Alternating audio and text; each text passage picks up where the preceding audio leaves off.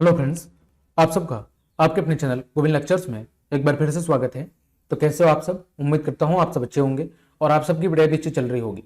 तो कक्षा 10 अर्थव्यवस्था के महत्वपूर्ण प्रश्न उत्तर की सीरीज में आज हम अध्याय नंबर 4 वैश्वीकरण और भारतीय अर्थव्यवस्था के महत्वपूर्ण परीक्षा उपयोगी प्रश्नों को डिस्कस करेंगे।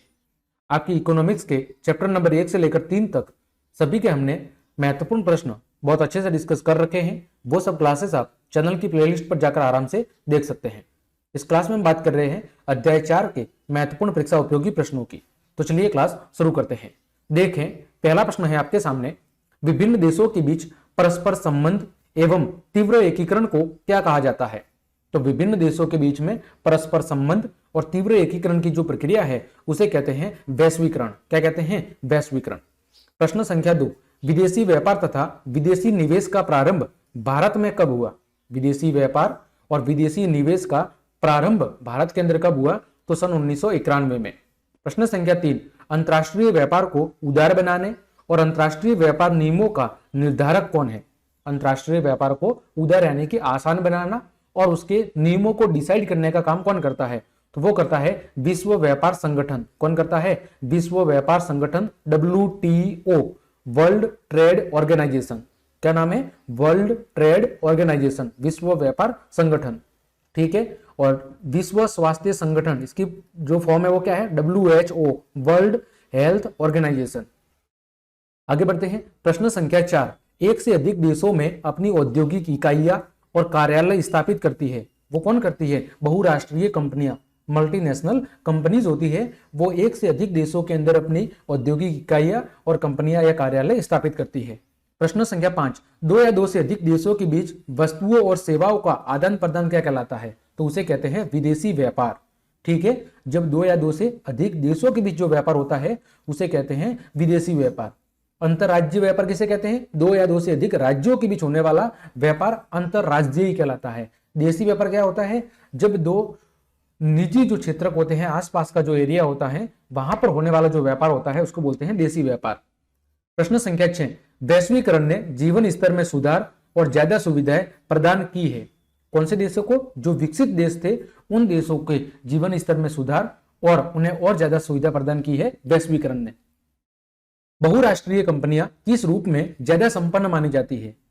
तो जो बहुराष्ट्रीय कंपनियां हैं वो तकनीकी रूप से ज्यादा संपन्न होती है, वित्तीय रूप से भी संपन्न होती है, वस्तु और सेवा की गुणवत्ता में भी ज्यादा संपन्न होती है। तो हम कह सकते हैं उपरोक्त सभी फैक्टर के अंदर वो ज्यादा संपन्न मानी जाती है। चाहे तकनीकी रूप से बात करें, वित्तीय रूप से बात करें या वस्तु और सेवाओं की गुणवत्ता से बात करें, तो जो मल्टीनेशनल कंपनियां होती है वो इन सब के अंदर क्या होती है? उन्हें महारत हासिल होती है और इसी वजह से वो विश्व के कई सारे देशों के अंदर क्या करती है? काम करती है, व्यापार करती है। अगला प्रश्न है, प्रतिस्पर्धा और वैश्वीकरण के दबाव का सबसे अधिक प्रभाव किस पर पड़ा है? तो वो पड़ा है श्रमिकों पर। ठीक है। क्योंकि जो छोटे लेवल के जो श्रमिक थे, जो कामगार थे, उनका धीरे धीरे जो रोजगार है वो क्या हो गया? समाप्त हो गया। भारतीय अर्थव्यवस्था में बहुराष्ट्रीय कंपनियों के योगदान का क्या प्रभाव पड़ा है? तो भारतीय अर्थव्यवस्था के अंदर बहुराष्ट्रीय कंपनियों के आने से जो विदेशी निवेश था उसमें क्या हुई है? वृद्धि हुई है, यानी विदेशी व्यापार के अंदर वृद्धि हुई है। प्रश्न संख्या 10, न्याय संगत वैश्वीकरण हेतु सरकार के प्रयास क्या होने चाहिए? न्याय संगत वैश्वीकरण हेतु सरकार के क्या प्रयास होने चाहिए? व्यापार एवं निवेश अवरोधकों का उपयोग, सही बात है, श्रमिक कानूनों का उचित क्रियान्वयन और छोटे उत्पादकों के कार्य निष्पादन में सुधार के प्रयास। तो उपरोक्त सभी ये सारे सरकार की तरफ से सुधार होने चाहिए, तभी एक न्याय संगत वैश्वीकरण प्रक्रिया हो सकती है। आगे बढ़ते हैं। रिक्त स्थान की पूर्ति कीजिए। पहला प्रश्न है, भूमि, भवन, मशीन तथा अन्य उपकरणों की खरीद हेतु किया गया व्यय क्या कहलाता है? तो उसे कहते हैं निवेश। क्या कहते हैं? निवेश कहते हैं जो भूमि, भवन या मशीन या अन्य उपकरणों की खरीद हेतु किया जाता है। विश्व व्यापार संगठन में वर्तमान में कितने देश हैं? तो लगभग 160 सदस्य देश हैं। फिर वैश्वीकरण को संभव बनाने में खाली जगह महत्वपूर्ण कारक है। तो जो आपकी प्रौद्योगिकी है, तकनीकी है, उसका जो तीव्र विकास है वो वैश्वीकरण को संभव बनाने में सबसे महत्वपूर्ण कारक है। फिर आयात पर लगाया गया कर वो क्या है? व्यापार अवरोधक है। क्या है? व्यापार अवरोधक है आपका आयात पर लगाया गया कर या टैक्स। आगे बढ़ते हैं। लघु उत्तरात्मक प्रश्न, विदेशी निवेश किसे कहते हैं? ठीक है, विदेशी निवेश किसे कहते हैं? तो बहुराष्ट्रीय कंपनियां कम लागत वाले स्थानों पर वस्तुओं और सेवाओं का क्या करती है? उत्पादन करती है। जो बहुराष्ट्रीय कंपनियां होती है वो कम लागत वाले स्थान जहां पर कम खर्चा है वहां पर वस्तुओं और सेवाओं का क्या करती है, वो उत्पादन करती है। ठीक है, इस उत्पादन हेतु किया गया जो निवेश है वो निवेश ही कहलाता है विदेशी निवेश। ठीक है, इस उत्पादन हेतु किया गया जो निवेश है वो कहलाता है आपका कहलाता है विदेशी निवेश। आगे बढ़ते हैं, विदेशी व्यापार क्या है? तो विदेशी व्यापार घरेलू बाजारों अर्थात अपने देश के बाजारों से बाहर के बाजारों में पहुंचने के लिए उत्पादकों को अवसर प्रदान करता है। विदेशी व्यापार जो घरेलू बाजार हैं अर्थात अपने देश के बाजारों से बाहर के बाजारों में पहुंचने के लिए उत्पादक जो होते हैं उनको अपनी चीजों को बेचने के लिए अवसर प्रदान करता है, जिससे विभिन्न देशों के बाजार आपस में क्या हो सके, एकीकृत हो सके, एक हो सके। आगे, वैश्वीकरण को प्रभावी बनाने वाले प्रमुख कारकों से क्या अभिप्राय है? तो वैश्वीकरण की प्रक्रिया को प्रभावी बनाने वाले जो प्रमुख कारक हैं उनसे मतलब है परिवहन प्रौद्योगिकी का तीव्र विकास से है। किससे है? एक तो परिवहन से है और एक प्रौद्योगिकी के तीव्र विकास से है। इसके अलावा सूचना और संचार तकनीकी की उन्नति भी वैश्वीकरण को प्रभावी बनाने में महत्वपूर्ण कारक है। कौन कौन सी चीजें? परिवहन, प्रौद्योगिकी का तीव्र विकास, सूचना और संचार तकनीकी, ये सारी चीजें वैश्वीकरण को प्रभावी बनाने में महत्वपूर्ण है। अगला है उदारीकरण से आप क्या समझते हैं? उदारीकरण का मतलब क्या है? तो उदारीकरण से अभिप्राय आयात, निर्यात एवं विदेशी व्यापार पर लगे प्रतिबंधों को समाप्त करने से है, ताकि जो व्यापार की प्रक्रिया है वो सरल हो और आसान तरीके से हो सके। ठीक है, तो उदारीकरण का अभिप्राय आयात, निर्यात और विदेशी व्यापार पर लगे प्रतिबंधों को समाप्त करना या फिर उन्हें कम करना, उन्हें छूट देना से मतलब क्या है? उदारीकरण, ताकि व्यापार की प्रक्रिया और सरल और आसान बन सके। आगे बढ़ते हैं, भारत में लघु उत्पादकों को बाजार में बेहतर प्रतिस्पर्धा के लिए आवश्यक आधारभूत चीजें कौन सी हैं, समझाएं। भारत में जो लघु उत्पादक हैं उनको बाजार के अंदर बेहतर प्रतिस्पर्धा के लिए आवश्यक जो आधारभूत चीजें हैं वो कौन सी है, जहां पर उन्हें बहुत ज्यादा प्रतिस्पर्धा का सामना करना पड़ रहा है? तो बेहतर सड़कें, बिजली और पानी, कच्चा माल, विपणन एवं सूचना तंत्र के साथ ही प्रौद्योगिकी में सुधार और आधुनिकीकरण तथा उचित ब्याज दर पर ऋण की उपलब्धता आदि महत्वपूर्ण आदान प्रदान करने हेतु क्या है? आवश्यक है।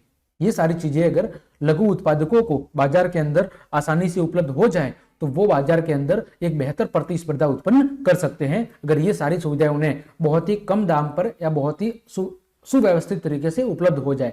जैसे बेहतर सड़कें उनकर मिल जाए तो वो समय पर बाजारों तक पहुंच सकते हैं, बिजली और पानी ताकि वो वस्तुओं का बेहतरीन ढंग से उत्पादन कर सकते हैं, कच्चा माल अगर वो कुछ चीजें बना रहे हैं तो उसके लिए कच्चा माल उन्हें पर्याप्त तरीके से उपलब्ध होता रहे, विपणन यानी बेचने का जो मार्केट है वो अच्छा उपलब्ध हो। इसके अलावा सूचना के तंत्र, प्रौद्योगिकी के तंत्र, उचित ब्याज दर पर उन्हें ऋण मिले, अगर ये सारी सुविधाएं उन्हें उपलब्ध हो जाए तो वो बाजार के अंदर एक बेहतर प्रतिस्पर्धा साबित कर सकते हैं। अगला प्रश्न है, बहुराष्ट्रीय कंपनियां क्या है? तो बहुराष्ट्रीय कंपनियों से मतलब ऐसी कंपनियों से है जिनका व्यवसाय या व्यापार एक से अधिक राष्ट्र या देशों के अंदर फैला होता है, जिसमें उत्पादन मूल्य, गुणवत्ता, आपूर्ति तथा श्रम शर्तें निर्धारण की क्या होती है? अपार क्षमता होती है। ठीक है, आगे बढ़ते हैं, बहुराष्ट्रीय कंपनियां विदेशों में निवेश किस प्रकार करती है? तो जो बहुराष्ट्रीय कंपनियां हैं वो विदेशों के अंदर या तो सीधे ही कारखाने स्थापित कर सकती है या फिर वहां की जो स्थानीय कंपनियां हैं उनको खरीद के वहां पर क्या कर सकती है? वहां पर अपने अधिकार जमा सकती है तथा स्थानीय कंपनियों के साथ मिलकर संयुक्त उत्पादन यानी कि वो पार्टनरशिप भी कर सकती है और वहां पर उत्पादन इकाइयां स्थापित कर सकती है। अगला है, निजीकरण से आप क्या समझते हैं? तो निजी क्षेत्रों पर लगे कड़े नियंत्रण को हटाकर उन्हें आवश्यक निर्णय लेते हैं स्वतंत्र रखना। जो निजी क्षेत्र है उन पर लगे हुए जो कड़े बहुत ही नियंत्रण कानून हैं उनको हटा के आवश्यक निर्णय हेतु है आवश्यक जो निर्णय या डिसीजन लेने हेतु उन्हें स्वतंत्र रखना ही क्या कहलाता है? निजीकरण कहलाता है। जहां पर जो कंपनियां हैं जो निजी क्षेत्र की है उन्हें अपने निर्णय खुद लेने हेतु स्वतंत्र रखा जा सकता है और उन पर स्थापित जो कड़े कानून हैं उनमें उन्हें शिथिलता दी जाए, यही कहलाता है निजीकरण।